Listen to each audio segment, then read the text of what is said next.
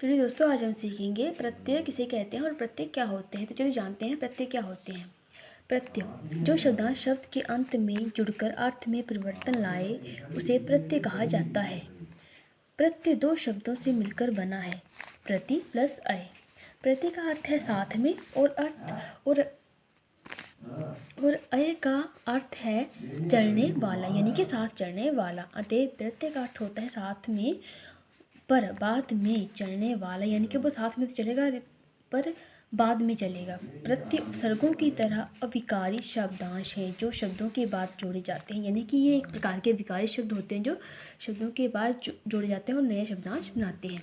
प्रत्यय का अपना अर्थ नहीं होता और न ही इसका कोई स्वतंत्र अस्तित्व होता है। प्रत्यय अभिकारी शब्दांश होते हैं जो शब्दों के बाद में जोड़े जाते हैं, यानी कि प्रत्यय का अपना कोई अर्थ नहीं होता, ना ही इनका कोई अपना स्वतंत्र अस्तित्व होता है।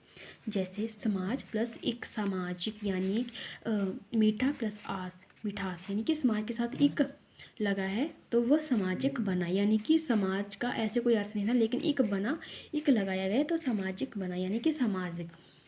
हिंदी प्रत्यय के बारे में जानेंगे। हिंदी प्रत्यय संज्ञा की रचना करने वाले कृत प्रत्यय जैसे न प्रत्यय, बेल प्लस न, बेलन। बेल का ऐसे कोई अर्थ नहीं था लेकिन न लगने के कारण ही उसका अर्थ लगा, यानी कि आया तो सही लेकिन बाद में, साथ में तो चला परंतु बाद में। यही तो है प्रत्यय की आएगा साथ में परंतु वो बाद में चलेगा। बेलन। आ प्रत्यय मेल प्लस आ मेला। अब दूसरा है विशेषण की रचना करने वाले प्रत्यय जो विशेषण की रचना करते हैं। पहला है आलू प्रत्यय, दया प्लस आलू, दयालु। ऊ प्रत्यय चाल प्लस ऊ, चालू। हिंदी में दो भेद होते हैं, यानी कि प्रत्यय के हिंदी में दो भेद माने जाते हैं। पहला है कृत प्रत्यय और दूसरा है तद्धित प्रत्यय। पहला है, हम जानेंगे कृत प्रत्यय। वह प्रत्यय जो क्रिया या धातु के अंत में लगकर नए शब्द बनाते हैं वह कृत प्रत्यय होते हैं। जैसे लिख प्लस अक, लेखक। यहाँ तक कि कृत प्रत्यय, यहाँ अकृत प्रत्यय है, यानी कि जो अक है वो कृत प्रत्यय है तथा लेखक जो है वो कृदंत शब्द है। कृत प्रत्यय के भी भेद होते हैं। पहला है कृतवाचक कृत प्रत्यय। कर्ता का संबंध, कर्ता का बोध कराने वाले प्रत्यय कृतवाचक कृत प्रत्यय कहलाते हैं। जैसे अक प्रत्यय लगेगा तो लेखक और नायक उससे बनेगा अक्कड़ प्रत्यय जो है वो, जैसे भुलक्कड़, घुमक्कड़। और आक प्रत्यय लगाने से तैराक, लड़ाक। दूसरा है हमारा कर्मवाचक कृत प्रत्यय। कर्म बोध कराने वाला प्रत्यय कर्मवाचक कृत प्रत्यय कहलाएगा। जैसे ओना, ओना प्रत्यय लगने से क्या क्या बन सकता है? खिलौना, बिछोना। वैसे ही ना बनने से, ना लगाने से सूंघना, पढ़ना, ना आया पीछे, गा से गाना। तीसरा है हमारा कर्णवाचक कृत प्रत्यय। कर्ण यानी साधन का बोध कराने वाला प्रत्यय कर्णवाचक कृत प्रत्यय होगा। जैसे आ लगने से भटका, भूला। ऊ से झाड़ू, न से बेलन, बंधन। अब चौथा है हमारा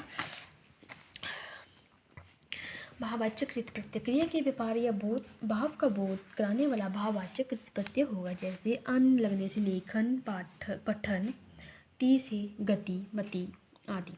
पांचवा है क्रिया द्योतक कृत प्रत्यय, जिनसे कृत प्रत्ययों के योग से क्रियात्मक, क्रियामूलक विशेषण रखने वाली क्रिया का निर्माण होता है। जैसे क्रिया द्योतक कृत प्रत्यय कहते हैं उन्हें।